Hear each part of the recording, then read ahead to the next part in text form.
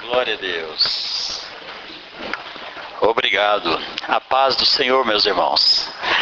Quando você vê uma pessoa pela primeira vez, você fica pensando como é que é a cor da voz desse camarada, né? Você fica até pensando em quando fala, e afinal eu acertei, eu errei, né?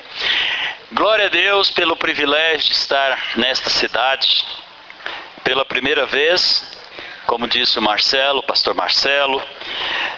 E eu conheci o pastor Marcelo em 1979. Alguém aqui já era nascido? Quando eu fui para o Instituto Bíblico Interno, na cidade de Vianópolis. E então o pai dele era meu colega de Instituto Bíblico e eles eram 3 irmãos. Mas os 3 pimentinha, né? Então nós colocamos apelido neles de Huguinho, Zezinho e Luizinho. Talvez para os mais novos não sabem o que é isso, mas era a povo do gibi lá, né? Eram os sobrinhos do tio Patinhas, né? Então foi... Obrigado. Foi um tempo muito especial para as nossas vidas e Deus registrou aquele tempo. E hoje, muitos anos depois, né? Nós temos o privilégio de continuar amigos. A Raquel, eu lembro quando nasceu, pastora Raquel, né? Porque eu lembro do casamento do pai dela, né? O pastor José Silvino, que está em Padre Bernardo, né? Nós somos de uma mesma safra, de uma mesma época. Eu, o pastor José Silvino, somos convertidos na década de 70. Eu me converti no dia 2 de janeiro de 1977. Então, de lá para cá já se passaram 35 anos e Deus me deu a graça e o privilégio de continuar nesse caminho maravilhoso, né? Sem dele nunca ter me afastado. Eu sou feliz por estar aqui com o irmão Epitácio.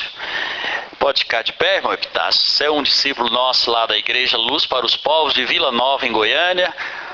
O irmão Samuel e a sua esposa Renata, esse casal maravilhoso, que também são nossos discípulos. Que Deus nos dê o privilégio de ser bem acompanhado por eles e que Deus possa retribuí-los por esse grande serviço prestado ao reino. Amém? Glória a Deus. Também são todos lá da nossa Igreja Luz para os Povos em Vila Nova. E o pastor Marcelo me pediu que viesse aqui falar um pouco sobre evangelismo e discipulado. E então eu orei, busquei de Deus uma direção sobre como nós podíamos ser úteis aqui na vida dos irmãos nesta cidade. E como o Marcelo estava falando aqui no final do louvor, se crermos, veremos a glória de Deus. É porque a glória de Deus, irmãos, o sobrenatural, ele está sempre por aí, pairando sobre os lugares onde o povo de Deus se reúne. E o que é que o sobrenatural procura? O sobrenatural procura corações que creem. Ele quer se hospedar, ele quer descer e manifestar sobre uma igreja, sobre um povo, sobre um lugar. E Deus é Deus grande, Ele faz coisas tremendas. Eu tenho experimentado isso na minha vida, no decorrer da minha história. Então eu creio que hoje Deus vai descer aqui a sua glória e o sobrenatural, porque tem pessoas aqui que acreditam nisso, amém? Amém. Se cremos, então veremos a glória de Deus. Amados, todos nós aqui desejamos ver Braslândia salva por Jesus. Quantos aqui desejam isso de coração?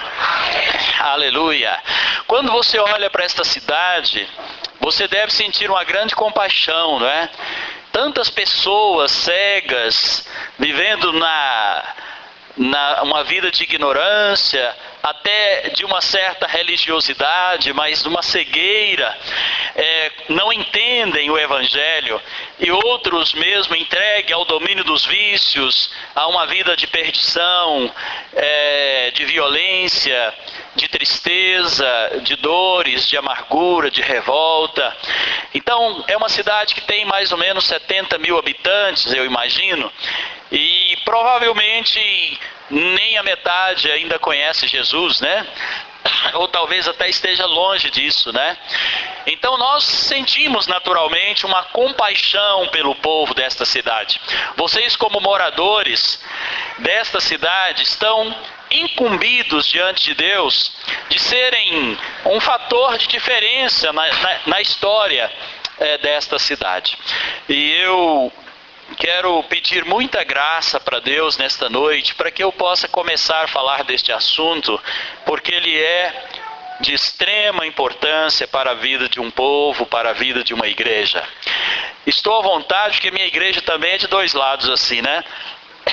Olha para cá, olha para cá. Amados, no decorrer da minha vida cristã, eu sempre aprendi sobre evangelismo e sempre fui impelido para tentar ganhar pessoas.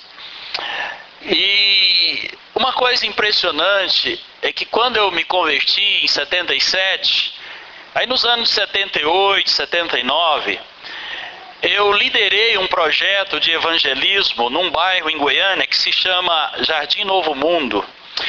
Então nós mapeamos aquele bairro, tiramos uma cópia do mapa do bairro e demarcamos todas as ruas daquele bairro. E ele é grande, é o segundo maior bairro de Goiânia. O maior é o Jardim América. E o segundo maior bairro de Goiânia é o Jardim Novo Mundo. E nós marcamos aquele bairro e todos os domingos nós tínhamos a escola dominical e depois íamos para o almoço, voltávamos às 2 horas da tarde e ficávamos até às 5. Um grupo percorrendo rua por rua, casa por casa, apresentando o plano da salvação, não é? Que pode ser visto pelos dedos da nossa mão, né? Eu pequei, então todos pecaram, né? E aí vem esse que é o dedo da acusação, né? Todos pecaram, destituídos estão da glória de Deus. O salário do pecado é a morte, não é? Depois vem que esse dedo do meio aqui representa Jesus na cruz. Mas Deus amou o mundo de tal maneira que nos deu o seu Filho unigênito, para que todo aquele que nele crê não pereça, mas tenha a vida eterna. Aí depois vem esse dedo que a gente põe a aliança, né? Onde fala da aliança que Deus faz conosco. Fala que Ele está à porta e bate. Se alguém abrir a porta, Ele entrará e ceará conosco e nós com Ele. Então vai Apocalipse 3:20. Depois o pequenininho, né? Fala assim: e assim, se alguém está em Cristo, nova criatura é. As coisas antigas já passaram e tudo se fez novo, não é? Mas a todos quantos o receberam, deu-lhes o poder de serem feitos filhos de Deus. Pronto, nós decoramos esse plano da salvação e saímos de casa em casa, irmãos. Milhares de pessoas, casas. E infelizmente, foi muito cansaço, irmão. Mas nós não obtivemos nenhum resultado. Nenhuma pessoa se converteu. E eu fiquei meio frustrado com aquele negócio. Fiquei meio desanimado, né? Toda vez que alguém falava em evangelismo, eu já ficava traumatizado, né? Eu gastei tanto suor. Eu saía de um bairro muito distante, que é a Vila Pedroso. Irmãos, eu ia cedo para a escola dominical de ônibus, voltava de ônibus para casa, almoçava, ia para o evangelismo à tarde, voltava, tomava banho e ia para o culto da noite e voltava depois. Então eram 6 viagens por domingo. E domingo era o meu dia de descanso, entre aspas, né? É o dia do Senhor. Então aquilo não deu resultado nenhum, irmãos. Eu não vi até hoje alguém que possa ter falado: olha, eu sou fruto daquele trabalho que foi feito.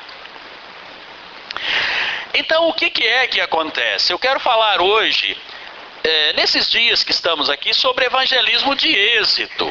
Porque depois, naturalmente, Deus me deu a graça de ter resultados, mas eu precisei aprender algumas coisas que eu preciso repartir aqui com os irmãos da igreja de Braslândia. Então, para que haja evangelismo de êxito, irmãos, são necessárias essencialmente 3 coisas. Sem essas 3 coisas, será impossível você ter êxito no ideal de ganhar, de evangelizar uma cidade, de ganhar um povo para Jesus. E a primeira destas coisas, não é? Nós vamos falar nesta noite, depois nós falaremos sobre as demais. não é? Mas a realidade é que eu poderia vir aqui falar de métodos, de estratégias, mas a questão é estrutural, não é tratar com o efeito, temos que tratar com a causa.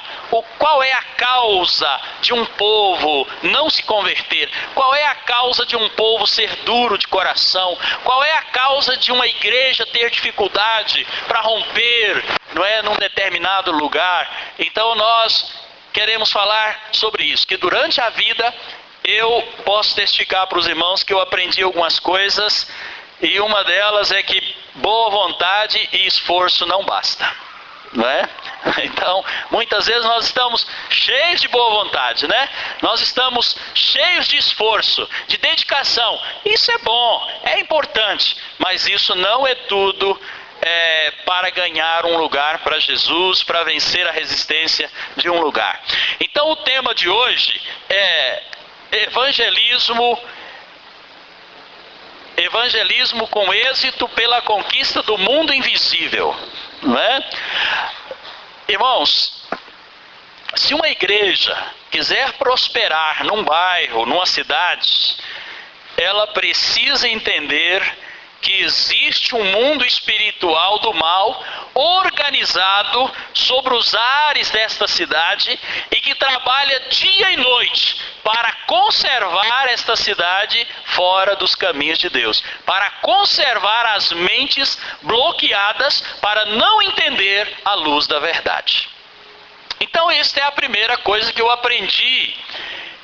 Para ter um evangelismo de êxito, a primeira coisa que eu preciso entender e lutar e vencer são as forças dominadoras dos ares de um lugar, dos ares de uma cidade.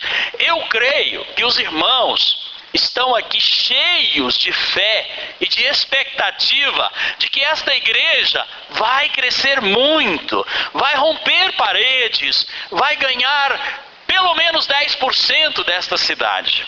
Só para vocês, amém? Então, agora, é preciso entender como funciona o mundo espiritual. Eu quero dizer em primeiro lugar, irmãos, que o inimigo, ele não descansa. O inimigo trabalha o tempo todo. E vocês acham que quando o Marcelo ligou para mim e falou assim: Pastor Israel, eu gostaria que o senhor viesse aqui em Braslândia falar sobre evangelismo. Vocês acham que o inimigo já não começou a organizar alguma maneira ou tentar alguma maneira de bloquear e de impedir esse acontecimento? Seria muita ingenuidade nossa achar que ele não tentou fazer alguma coisa, mas nós temos certeza que os anjos do Senhor trabalharam por nós, não é? Trabalharam por esta igreja e o ideal vai ser concretizado em nome de Jesus. Aleluia! Porque maior é o que está em nós do que aquele que está no mundo. Diga assim comigo: o inimigo trabalha com as mentes. O inimigo trabalha com as mentes, irmãos. Então, se você fizer uma análise da Escritura, você vai ver como que o inimigo opera através das mentes. Olha na sua Bíblia, 2 Coríntios.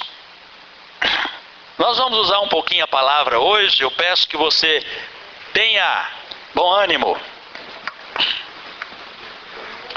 2 Coríntios capítulo 4.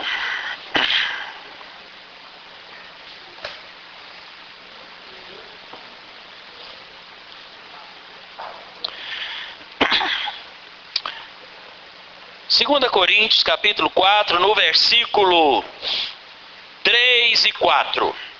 Quem aí fala alto, pode ler para mim esses dois versículos?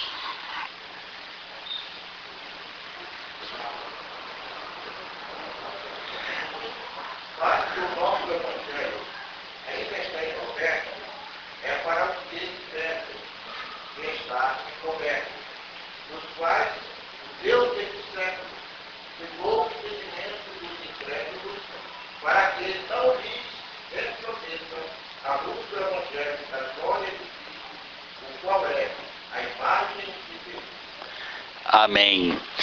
Então, o que essa palavra está dizendo? O apóstolo está escrevendo à igreja de Coríntios e está dizendo: mas se o nosso evangelho ainda está encoberto, é para os que se perdem que está encoberto, porque o Deus deste século, aí na sua Bíblia não está um deusinho minúsculo, um D minúsculo? Então não está falando nosso Deus não, está falando do Deus das trevas. E aí está dizendo: nos quais o Deus deste século cegou o entendimento. Cegou o quê? O entendimento dos incrédulos, para que não lhes resplandeça a luz do Evangelho na glória de Jesus Cristo. Então, irmãos, o diabo, as suas hostes, trabalha para promover a cegueira espiritual. Então o grande segredo é entender, é cair o véu, é cair as escamas dos olhos.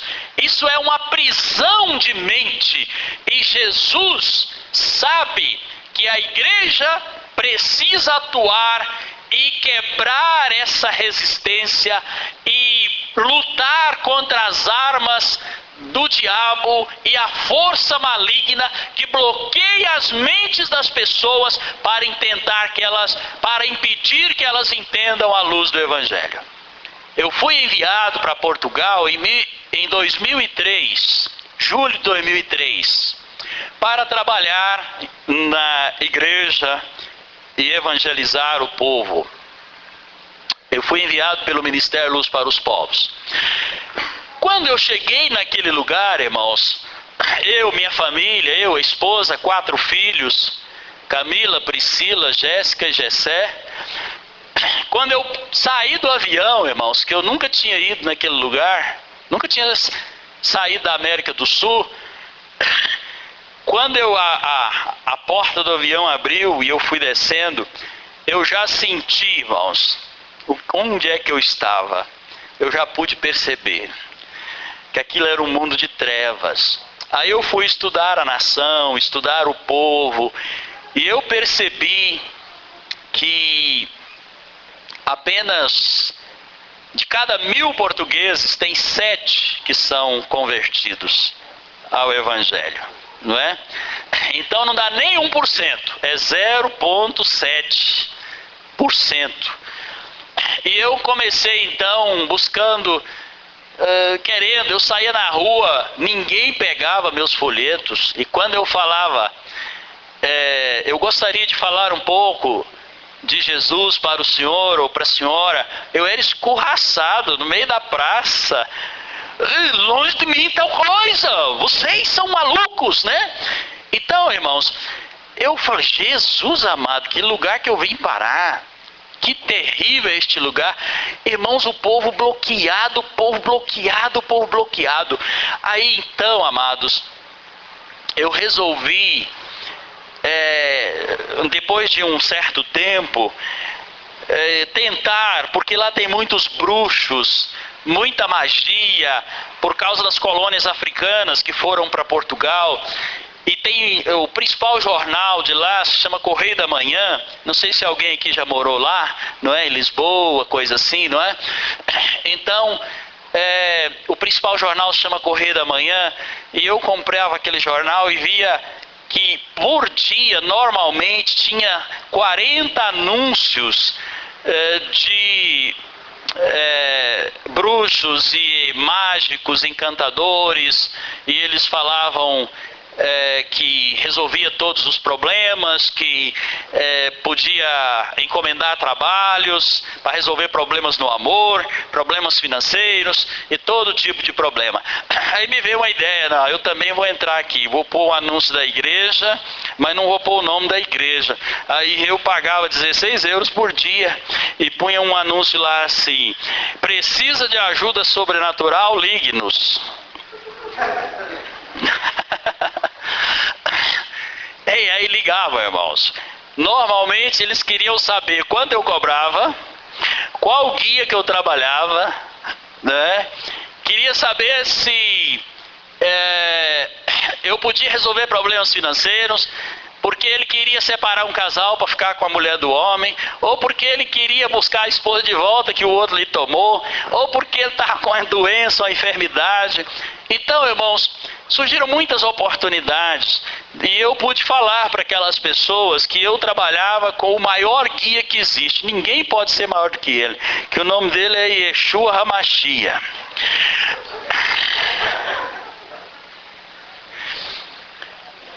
Então, depois de um certo tempo de conversa, a pessoa percebia que eu era um crente, que eu estava querendo falar de Jesus, né? Mas pelo menos eu destilava a mensagem, né? Eu destilava a palavra e falava: não há esperança para a sua vida sem Jesus. Ele é o único que pode resolver. Não ande atrás desses bruxos, não ande atrás desses macumbeiros, porque ele só vai te levar para o buraco, vai tomar tudo que você tem e você ainda vai para o inferno. Eu não sabia quem era. Tinha gente me ligar lá do Porto, do norte do país, eu estava em Lisboa. Então, irmãos, mas pelo menos eu tentei. Eu fiz o que eu... Mas eu não via ninguém convertendo, irmão. Não converteu nenhum dessas pessoas. Eles nunca foram encontrar comigo, mas ouvia, né? Aí, amados, eu falei: Deus, esse trem está sério. E eu fui ficando desesperado, irmãos. Aí eu peguei... Falei: vou entrar para dentro dessa igreja, vou ficar 7 dias aqui fechado, orando e jejuando. Deus precisa me mostrar o que está acontecendo, né? E depois disso, irmãos, Deus me mostrou que Ele me fez sonhar com uma vila de Portugal, onde todas as pessoas daquela vila tinham um corte na barriga. Uns estavam cicatrizando o corte, outro já tinha só a cicatriz antiga, bem assim de lado, não é? E eu cheguei nesta cidade, nesta vila, ela chama Aldeia lá. Cheguei nessa aldeia e o pessoal já veio encontrar comigo na porta e falaram: ah, você veio. Eu falei: vim. Então, vamos lá para você fazer a cirurgia. Eu falei: que cirurgia? Mas você não está sabendo? Não, todo mundo aqui é castrado. Aí eu falei: não, eu não vou não, né?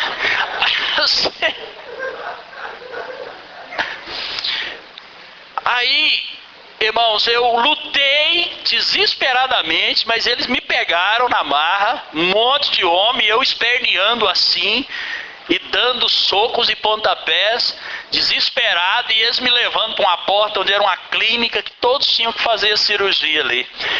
Irmãos, quando chegou na porta da clínica, eu bati o pé num lado, um pé no outro, e dei aquele solavanco final e consegui arrancar das mãos deles. Saí correndo desesperadamente. Aí, irmãos, aquele povo da cidade era todo mundo dominado, ninguém tinha raciocínio próprio. Eles viviam comandados por uma espécie de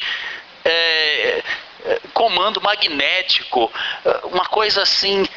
Ninguém tinha razão, ninguém tinha ideia própria. E eu escapei e corri, eles vieram atrás de mim. Eu subi numa árvore muito alta, e eles vinham subindo atrás de mim. Quando eu cheguei no topo da árvore, eu percebi que por cima daquela aldeia estava cheio de fitas magnéticas traçadas de todos os lados, cruzadas assim, olha. Sabe aquelas antigas fitas cassetes? Era tipo aquelas. Mas a cidade todinha cheia de fitas por cima. Aí eu vi que se eu pulasse naquelas fitas e arrancasse elas, rebentasse aquelas fitas, aquela aldeia podia ficar livre daquele problema, irmãos. Então eu pulei da árvore, dei um mergulho naquele monte de fita e desci pendurado nelas e arrebentei aquelas fitas. Quando eu caí, eu acordei. Suado igual tampa de cuscuz, né? Amados, então Deus me mostrou qual era o espírito que opera sobre aquele lugar, sobre aquela cidade. E nós podemos trabalhar direcionados para aquele lado. E só assim nós começamos a obter resultados e ver algumas conversões lá. Porque nós quebramos aquela resistência. Deus nos deu a graça de entrar no mundo espiritual daquela cidade. Algum pastor ou os pastores dessa cidade vão ter que descobrir qual é a entrada para o mundo espiritual desta cidade. Como descobrir os mistérios do mundo espiritual desta cidade? Assim, o bloqueio será quebrado e esta igreja e as outras igrejas vão romper nesta cidade com maior eficácia. Em nome de Jesus. Outro versículo, irmãos, que fala disso, eu gostaria que você abrisse a sua Bíblia em Mateus capítulo 13.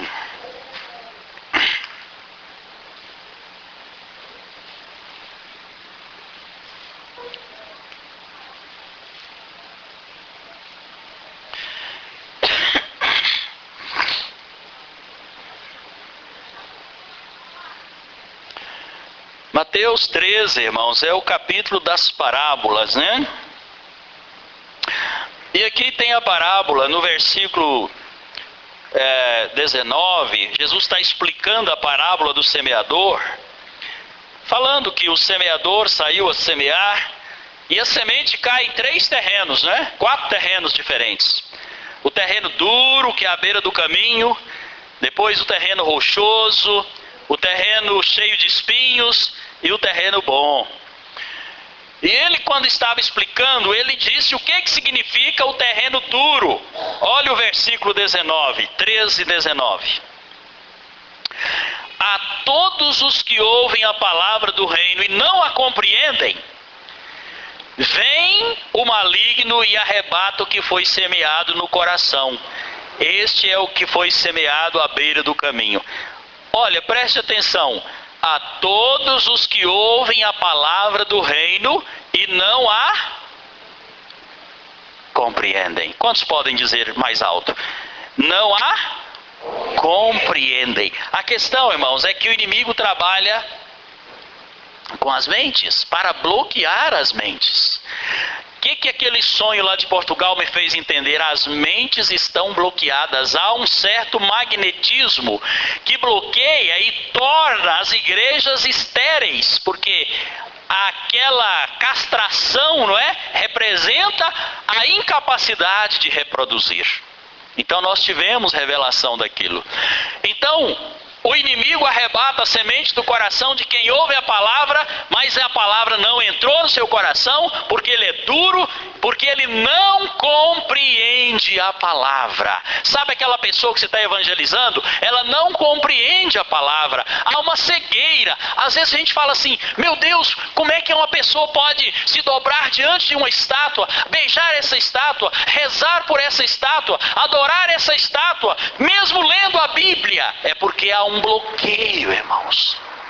Então, se você quer ganhar alguém para Jesus, você precisa primeiro quebrar esse bloqueio por fé no nome de Jesus. Como é que você faz isso? Você fala, espírito que bloqueia a mente do João, da Maria, do José, da Teresa, em nome de Jesus eu te ordeno, solta essa mente agora. É assim que tem que funcionar, irmãos. Nada pode acontecer se não for pela guerra. O inimigo não nos entregará nada de graça. Agora olha o versículo 23. Jesus ainda está explicando a parábola. Mas o que foi semeado em boa terra é o que ouve a palavra e a compreende. Digo, compreende. Está vendo? É na mente o negócio. Se não compreender, não converte. Se não tiver revelação, se não entender, por isso que o diabo trabalha com as mentes, para bloquear as mentes das pessoas. E é por isso que lá em 2 Coríntios, capítulo 10, vamos para lá?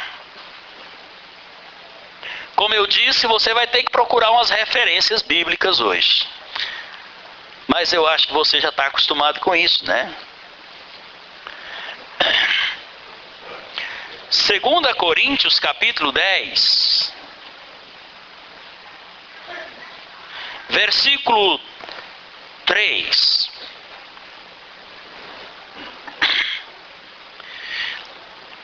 Fala assim a palavra de Deus, a partir do 3. porque, embora andando na carne, não lutamos segundo a carne. Amém? Agora o verso 4. Porque as armas da nossa milícia não são carnais, e sim poderosas em Deus, para destruir fortalezas, anulando sofismas e toda altivez que se levanta contra o conhecimento de Deus, e levando cativo o quê? Todo pensamento para a obediência de Cristo. Está vendo, irmãos? Esta é a diferença.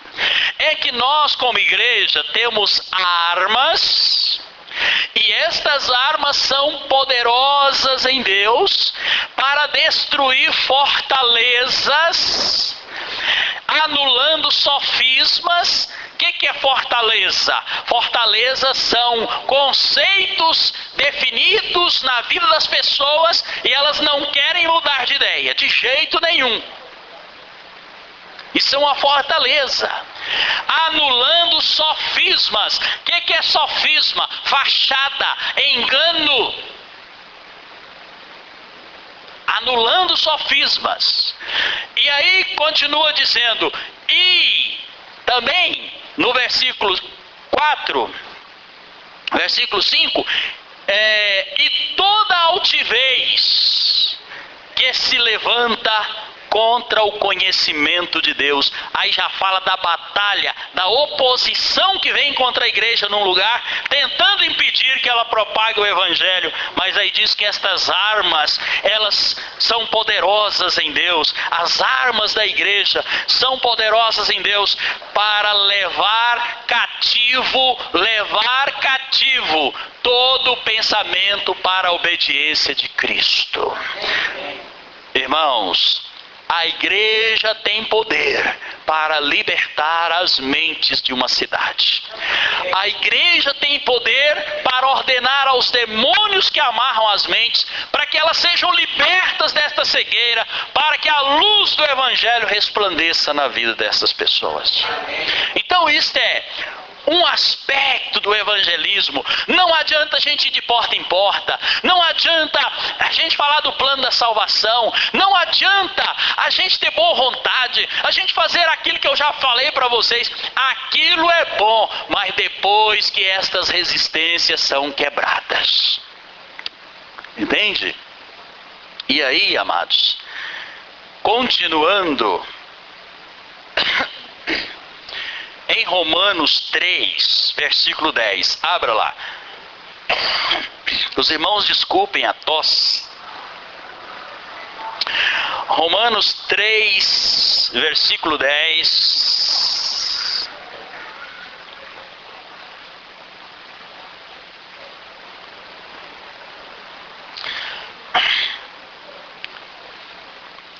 Encontraram? Amém? Aqui diz a palavra, olha. Aqui, irmãos, o apóstolo Paulo está apresentando todos os homens na condição de pecadores. E o versículo 10 fala, como está escrito, não há justo, nenhum sequer. Não há quem, o quê? Entenda. Entender é o segredo, irmãos. Não há quem entenda e não há quem busque a Deus. Agora, o 12. Todos se extraviaram e a uma se fizeram inúteis. Não há quem faça o bem, não há um sequer. A garganta deles é sepulcro aberto, com a língua urdem em engano. Veneno de víbora está nos seus lábios. A boca deles tem a cheia de maldição e de amargura. Os seus pés velozes correm para derramar sangue. Os seus caminhos há destruição e miséria. Não conhecem o caminho da paz e não há temor de Deus diante dos seus olhos. Esta, irmão, tem sido a triste realidade da maioria das nossas cidades por aí, não é? Então por que é que isso não acontece? Porque não tem entendimento de Deus. Não tem entendimento. E eu era assim, irmãos. sem entendimento. Quando eu era um jovem de 16 anos, eu trabalhava no Vila Nova Futebol Clube, um time lá de Goiânia. Ele diz que é time, mas tá ruim, né? E eu apanhava o ônibus no meu setor e ia para o clube sempre de manhã e voltava à tarde. Quando eu passava num bairro, que hoje eu sou pastor, eu nem imaginava que um dia ia ser pastor naquele bairro, né? Eu via escrito assim: buscai o Senhor enquanto se pode achar, invocai-o enquanto está perto. Isaías 55:6. Pronto. Eu passava de manhã, via aquele versículo na parede de uma igreja. De tarde eu voltava, estava lá o versículo e eu lia de novo. Irmãos, e aquela palavra, ela começou a entrar no meu coração, começou a me inquietar, e eu fazia todas as minhas rezas, minhas simpatias, minhas superstições, mas aí eu falava assim: Deus, eu quero ser fiel e te seguir, eu quero ter uma religião certa, só que tem tantas, eu não sei qual é a verdadeira. Então, eu quero te pedir, a primeira pessoa que vier na minha casa me convidar para ir na sua igreja, é para lá que eu vou. E eu falei isso para Deus várias vezes. Até que um dia apareceu uma pessoa lá falando assim: você está convidada para ir à nossa igreja. Era o meu pai na fé, o apóstolo Melvin Huber. E eu estou lá até hoje. Glória a Deus. Deus ouviu a minha oração. Já pensou se vai lá uma seita herética, se vai lá um engano qualquer, não é? Eu caía nessa rede, né? Mas Deus me guardou e mandou uma pessoa de bem, né? Uma pessoa de Deus, e me ganhou para Jesus, e eu estou na graça de Deus até os dias de hoje. Então, amados, veja a razão de toda a ruína da humanidade: porque não há entendimento. Agora, eu quero falar aqui uma coisa para vocês. Que horas termina o culto, pastor? Pode falar a hora que normalmente você termina. Hã? Amém. Eu vou dar um testemunho para vocês. Não falo isso para minha glória, não. É para a glória de Deus e para servir de ânimo também, de estímulo para os irmãos desta igreja. A primeira igreja que eu pastoreei foi Vila Pedroso, um bairro de Goiânia. Fica no extremo leste de Goiânia. Alguém aqui, além dos que vieram comigo, conhece Vila Pedroso em Goiânia? Não, né? Desse lado ninguém. Só o casal aqui, né? E lá na Vila Pedroso, irmãos, tinha sido aberta uma igreja, e esta igreja do nosso ministério já tinha 18 anos que ela tinha sido aberta, né?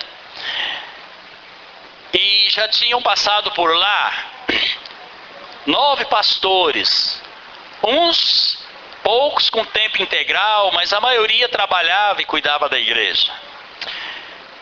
Mas o primeiro pastor que cuidou daquela igreja, que abriu a igreja, ele caiu em adultério com uma moça lá naquele bairro e trouxe um grande escândalo. E aí instalou-se uma maldição ali, né? Que aquela igreja não rompia, e ela nunca chegou a ter 30 membros em 18 anos, né? Havia uma grande guerra, e um determinado momento da minha vida, quando eu ainda era sargento do Corpo de Bombeiros, eu fui mandado para lá para cuidar daqueles irmãos, mas a igreja estava fechada, e eles queriam vender o lote, o prédio, porque não deu resultado. Mas eu estava precisando de morar numa casa, não tinha casa, e onde eu morava era uma chácara que ia virar instituto bíblico. Então eles falaram: olha, você vai para lá, e mora naquele barracão. Se quiser começar a igreja de novo, começa. Se não, não tem problema, fica só morando lá no fundo e olhando pra gente. E eu falei com a minha esposa, não é bom a gente ficar aqui sem fazer culto, já que tem esse salão, não é? Vamos começar a igreja de novo. Aí eu fui até a última pessoa que cuidou de lá, chamava Emanuel, e pedi para ele que me desse uma relação das pessoas que tinha quando a igreja fechou. Ele falou, olha pastor, irmão, na época eu não era pastor ainda, nós só temos 11 pessoas, 9 pessoas que restavam aqui. Eu vou te dar o nome e o endereço delas. E eu fui atrás dessas 9 pessoas, irmãos. Nenhuma delas quis voltar para a igreja. Então, eu disse para minha esposa, vamos começar com a nossa família. Era eu, a Ana Raquel, minha esposa, a Priscila, a Camila, que na época tinha 7 anos, são gêmeas, e a Jéssica, que tinha 4 aninhos, e o Gessé, que tinha 2 e pouco. Então aí nós começamos, era um salão menor do que isso aqui, não é? Cabia lá 60 cadeiras. Então eu comecei a sair na feira, que ficava pertinho da igreja, todos os domingos praticamente, dando folheto e convidando as pessoas para ir no culto à noite. Mas não aparecia ninguém, não é? Depois eu fazia o culto, minha esposa ainda era uma pessoa muito tímida, não tinha coragem de falar na frente, e não tinha ninguém para tocar, não tinha ninguém para cantar, mas eu mesmo, desafinado, começava o culto, cantava, dava o dinheiro para ele, escolhia a oferta e pregava, né? Então ficamos um mês assim, fazendo culto, só eu e os 4 filhos e a esposa. Mas a gente abria a igreja às 19 horas e fazia o culto. Até que um dia, quando eu menos esperava, a hora que eu estava quase terminando a pregação, entrou um senhor com a criança. E eu fiquei tão maravilhado que eu comecei a pregação de novo, né? Porque...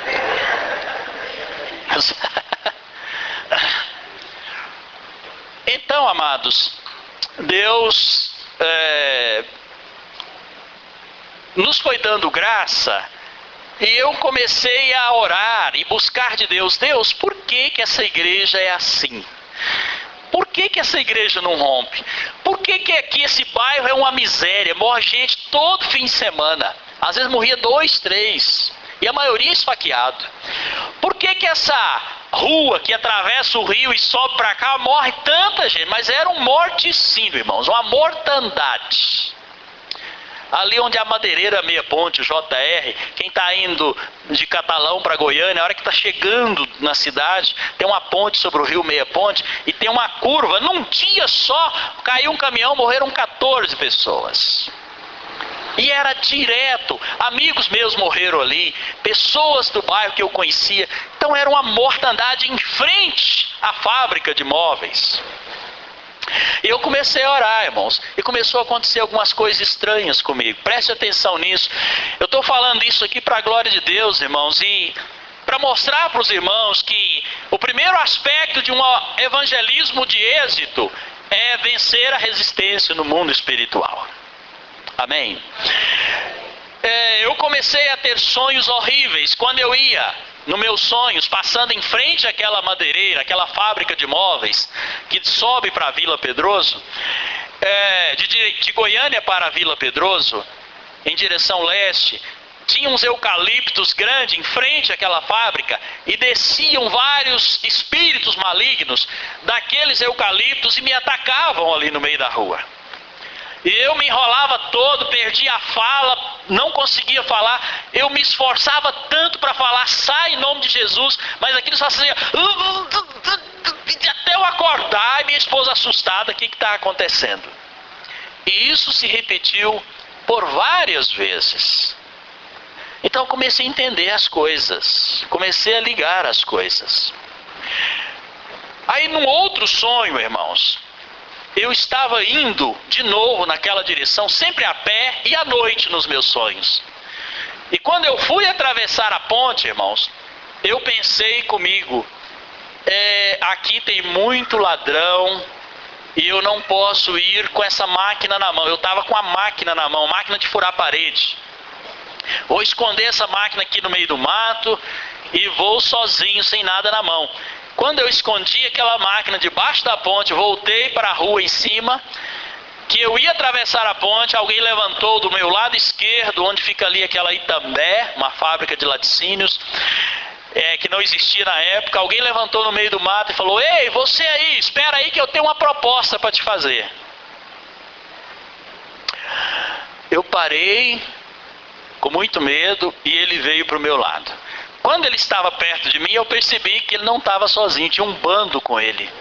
Aí, meus irmãos, de ímpeto, sem pensar muito, eu saí correndo desesperadamente para o outro lado, que era um matagal, e eu saí pulando moitas, né? E aquele bando atrás de mim. De noite, na minha cabeça ali no sonho, era meia-noite. E eu correndo e aquele bando gritando e correndo atrás de mim. Até que eu cheguei num lugar que não dava mais para correr, porque tinha um grande alambrado, sabe? Uma tela grande. E ela era tão alta, irmãos, que eu cheguei, olhei para cima e desanimei, mas comecei a subir aquela tela, porque não tinha alternativa.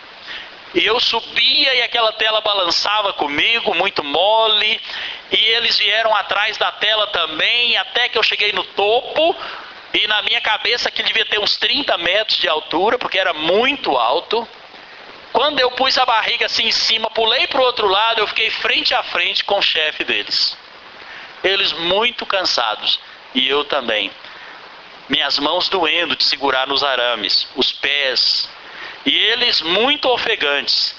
E aí o chefe falou assim: ei, rapaz, ninguém nunca conseguiu escapar, você é o primeiro que escapa, e daqui nós não podemos mais te perseguir. E eles desceram, e eu acordei. E eu comecei a buscar de Deus dentro da igrejinha, irmãos. Me lembro como se fosse hoje, eu estava escorado na parede de costas, porque em divisa com a igreja, do lado de lá tinha um centro espírita.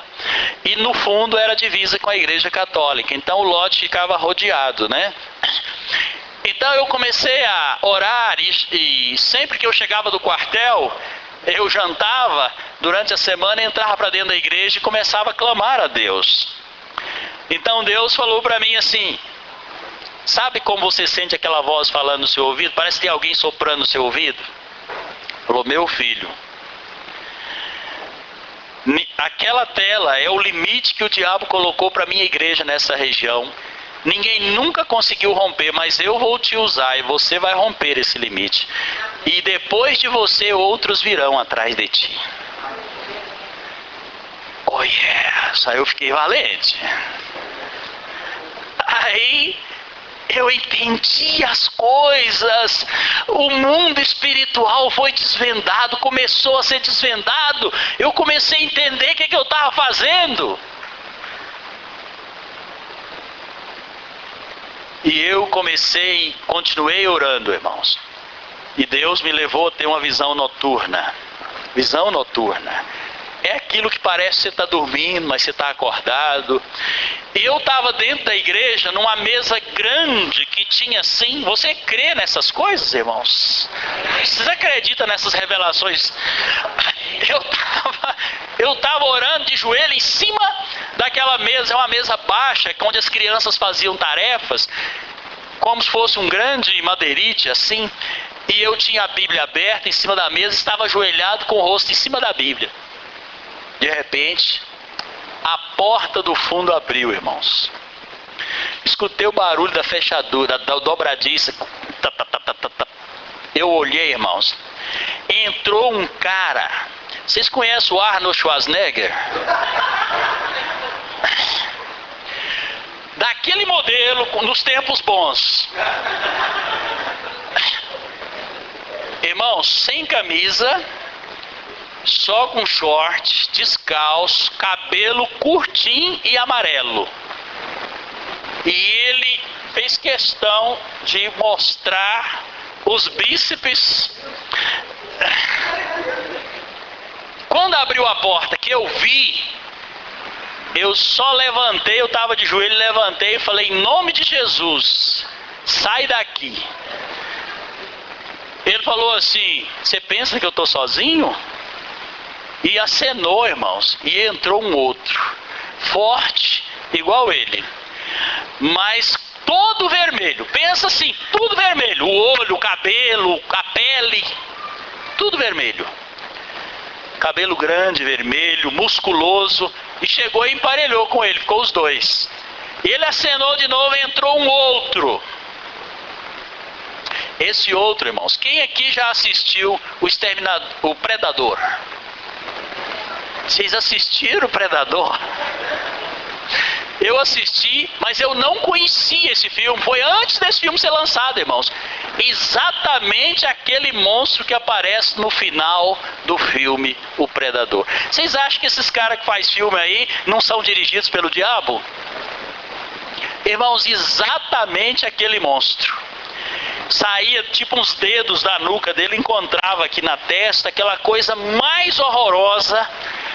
Não dava para ver o semblante dele, estava cheio de dedos na cara, assim, aquelas tipo umas raízes. E ele chegou e emparelhou com os outros dois, ficaram os três. Aí ele acenou de novo, irmãos. Agora entrou um porco desse tamanho, irmãos. O porco entrou roncando e ficou ao lado deles. Naquela hora, irmãos, eu saí do lugar onde eu estava. Sabe que a pessoa sair do lugar, ser tirado pelo Espírito? Eu saí daquele ambiente e me encontrei no meio de um pomar, brigando com a minha esposa, irmãos. Mas uma briga tão ferrenha, que naquela hora nós acertamos, vamos divorciar. E ficamos acertados que nós íamos divorciar. De repente chegava uma mulher sensual e ficava tentando de todas as maneiras me atrair e me fazer cair em adultério. E de repente chegava uma irmã correndo para mim e falava assim: pastor, eu pelejei tanto para o senhor visitar aquela mulher que estava morrendo, e o senhor não fez nada, ela acabou de morrer. E eu voltei para dentro da igreja, irmãos. O porco saiu do lugar que ele estava, foi andando até na mesa e vomitou em cima da Bíblia. E essas coisas então, irmãos, são tremendas, porque Deus me mostrou exatamente quais eram os 4 principados que eu estava lutando naquele lugar. A ficha caiu, o mistério foi desvendado. E aí, meus irmãos, só para encurtar a conversa, aquele centro na sexta-feira ficava lotado de carro na rua. A nossa igreja, depois de muita luta, só tinha um fusquinha amarelo e custava pegar, irmãos. Um irmão tinha um fusquinha amarelo velho. E eu olhava e falava: meu Deus, que miséria! Essa história tem que mudar. Irmãos, e aquela batalha contra a idolatria no fundo, contra o espiritismo do lado, e nós começamos a fazer guerras. E após saber disso, irmãos, eu convidei os poucos irmãos que tinham, fizemos um jejum de 21 dias, fizemos uma caminhada em volta do bairro, demarcamos o nosso território em termos de andar em volta dele. Cheguei em frente àquela madeireira e falei: eu sei que vocês moram aqui, e nós amarramos vocês aqui dentro, vocês não podem sair mais daqui desse lugar. Irmãos, depois disso, o centro começou a cair. A mulher ficou doente, o homem do filho dela ficou doente, e eu fiz amizade com eles e entrei em amor naquelas vidas, até que um dia, irmãos, eles venderam o centro para a igreja. E onde é o púlpito da igreja hoje era a sala de incorporação. E para comprar aquilo lá, não tinha dinheiro, então eu tinha uma casa. Eu falei: eu dou minha casa para a senhora, em troca do centro. Ela olhou, o filho gostou, tá bom, trocamos. E agora eu tinha que mudar lá para o centro, irmãos. Para onde eu ia?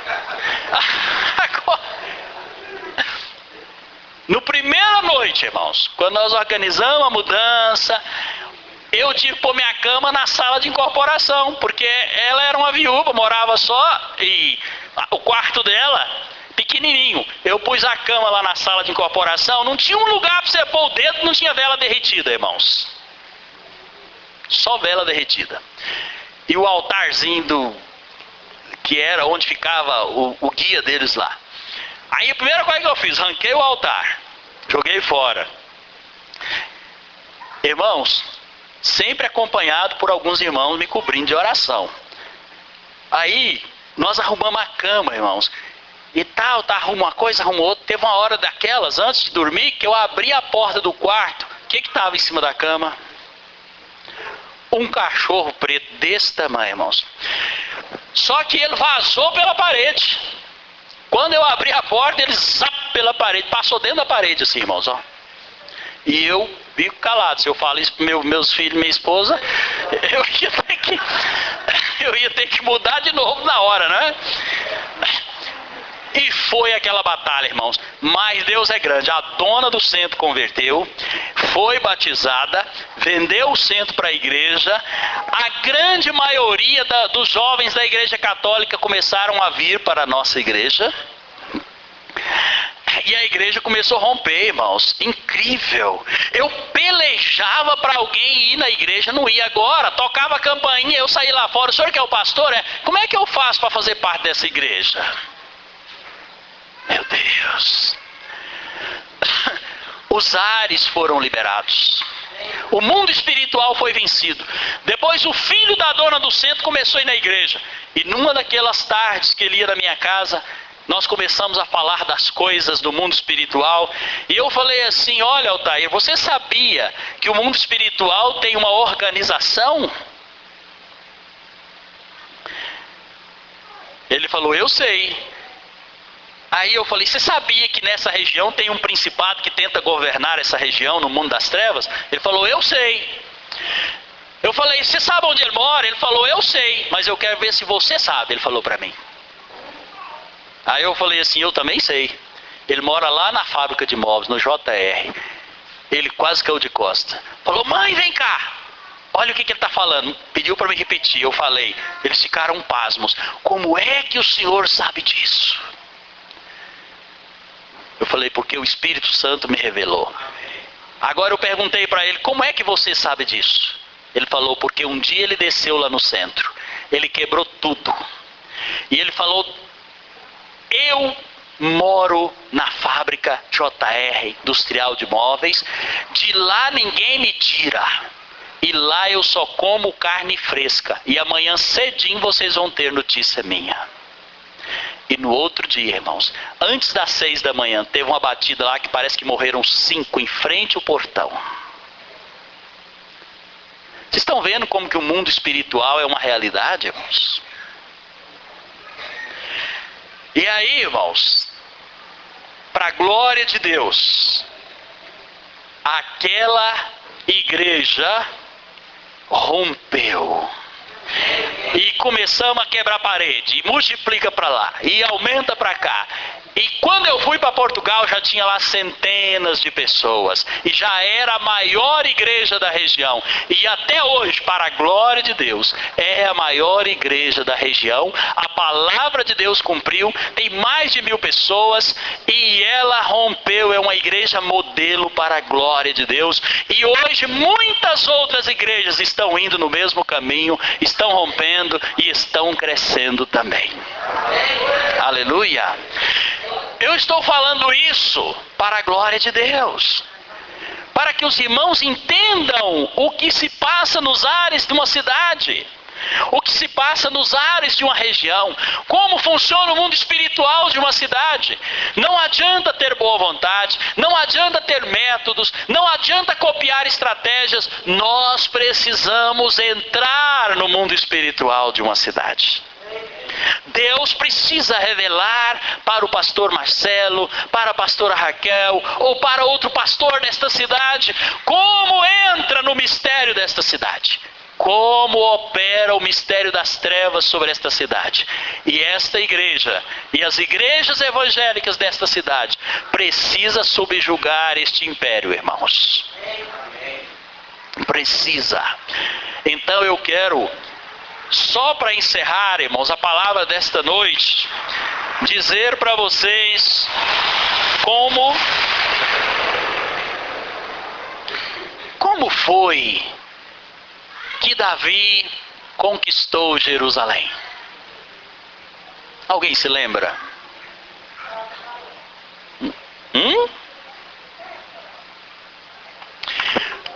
Como Davi conquistou Jerusalém? Jerusalém é o centro do mundo. Jerusalém é a cidade mais importante do mundo. Abra sua Bíblia em Josué 15.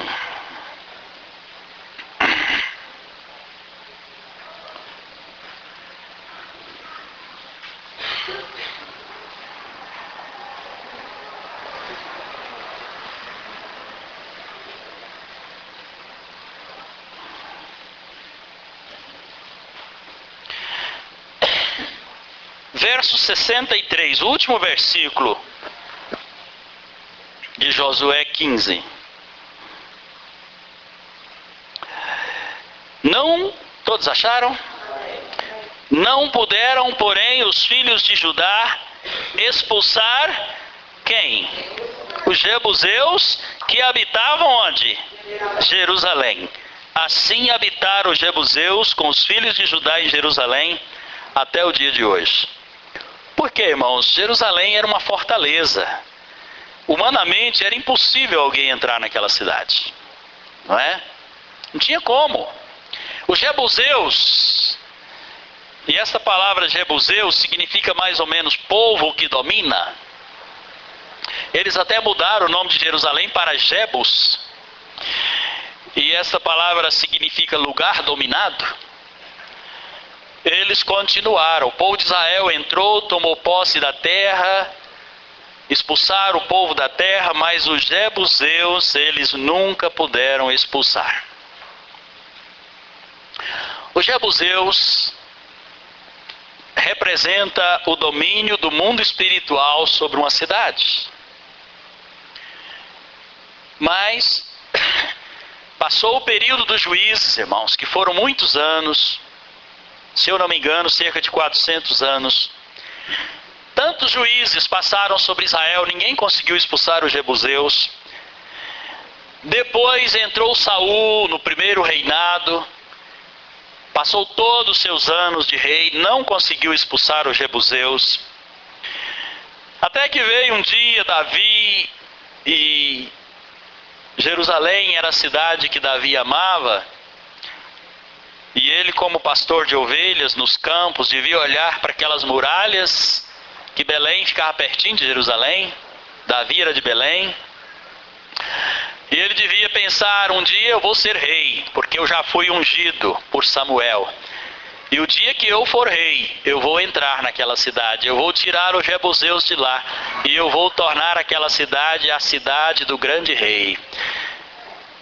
E é assim, irmãos, que vai ser. Jerusalém foi conquistada e Jesus vai reinar de Jerusalém no seu reino milenar. Amém. Mas aquela cidade era uma fortaleza. Quando Davi virou um rei, que foi ungido rei, assumiu o trono, em 2 Samuel, vamos abrir lá, capítulo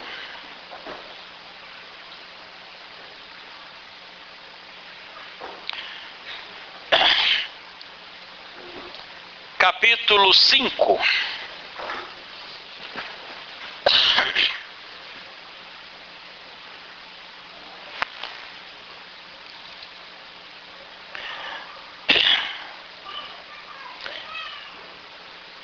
Olha a partir do verso 1, irmãos. Quantos já tem, pode me seguir, diga amém. Amém. Então todas as tribos de Israel vieram a Davi a Hebrom e falaram dizendo: somos do mesmo povo que tu és. Outrora, sendo Saul ainda rei sobre nós, eras tu que fazias entradas e saídas militares com Israel. Também o Senhor te disse: tu apacentarás o meu povo de Israel e serás chefe sobre Israel. Assim, pois, todos os anciãos de Israel, quantos anciãos de Israel, irmãos? Todos os anciãos, os príncipes de Israel, vieram a encontrar com o rei Davi, onde? Em Hebrom. O que significa a palavra Hebrom? Unidade. E o rei Davi fez com eles aliança em Hebrom. Perante o Senhor, ungiram Davi rei sobre Israel. Da idade de 30 anos era Davi quando começou a reinar, e reinou 40 anos. Em Hebrom reinou sobre Judá 7 anos e 6 meses. Em Jerusalém reinou 33 anos sobre todo Israel e Judá. Agora versículo 6. Já estava tudo pronto, já tinha sido tornado rei, havia uma unidade, todos estavam com ele. Agora ele partiu, o rei, com seus homens para onde? Jerusalém, onde os jebuseus que habitavam naquela terra e que disseram a Davi: não entrarás aqui, porque os cegos e os coxos te repelirão, como quem diz: Davi não entrará neste lugar. Aquele povo estava tão confiante, irmãos, que ninguém podia entrar em Jerusalém, que eles falaram: se vocês tentarem entrar aqui, nós vamos colocar só os cegos e os aleijados para lutar contra vocês. E o versículo 7. Porém Davi tomou a fortaleza de Sião e a cidade de Davi. Davi naquele dia mandou dizer: todo que está disposto a ferir os jebuseus, suba por onde? Pelo canal subterrâneo, e fira os cegos e os coxos, a quem a alma de Davi aborrece. Por isso se diz: nem cego nem coxo entrará na casa. Assim habitou Davi na fortaleza. Ele chamou a cidade de Davi e foi edificando em redor, desde Milo e para dentro. Davi ia crescendo em poder cada vez mais, porque o Senhor Deus dos exércitos era com ele. Amados, o Senhor Deus dos exércitos é com esta igreja. Como Davi entrou em Jerusalém, irmãos? Primeira coisa, irmãos, ele precisou de unidade. Esta igreja somente prosperará se o coração de todos estiverem com o seu pastor e proclamarem o seu pastor como aquele que vai à vossa frente. Se houver unidade de coração, não pode haver divisão. Em segundo lugar, Davi disse: quem é comigo, entre pelo canal subterrâneo. Que canal é este? Eu fui estudar a história e descobri que este canal, irmãos, era um túnel secreto que os jebuseus tinham escavado para que quando a enchente viesse no ribeiro Cedron, entrava a água por aquele túnel e a água saía lá no meio da cidade. E havia uma grande festa quando chovia e a água entrava, porque enchia os reservatórios da cidade. Aquele túnel tinha 500 metros de comprimento e 70 centímetros de diâmetro, escavado no subsolo, nas rochas. E um dos soldados de Davi, que foi buscar água no ribeiro Cedron, descobriu aquela entrada e chamou o rei Davi e mostrou: olha, tem esse túnel aqui. A hora que a água entrou por ele, houve uma grande festa lá na cidade, então eu acho que esse túnel sai dentro da cidade. Aí, irmãos, ele descobriu a entrada secreta. Pelos portões não tinha jeito, pelos muros não tinha jeito, mas havia uma maneira de entrar naquela cidade. No mundo espiritual, de Braslândia pode ter muralhas, pode ter fortalezas, pode ter portões de ferro, mas tem um jeito, e Deus sabe qual é o jeito que vocês podem entrar dentro deste mundo espiritual. Há uma maneira de entrar. E aí os soldados de Davi, irmãos, valentes, e o capitão do exército entrou na frente, rastejando naquele túnel de 70 centímetros de diâmetro, não dava nem 1 metro, até pela manhã, pela madrugada. Quando os jebuseus acordaram, o exército de Davi já tinha tomado a cidade. Então, irmãos, os muros desta cidade aqui, elas podem parecer intransponíveis, mas há uma entrada secreta. Deus tem uma maneira que vocês podem entrar e dominar esta cidade. Como o exército de Davi dominou aquela cidade, e ela deixou de chamar Jebus e passou a chamar Jerusalém, e Jerusalém significa morada de paz. Braslândia deixará de ser um lugar dominado e será um lugar de paz, onde o povo de Deus reinará sobre esta cidade, porque Deus é grande e Deus é com vocês.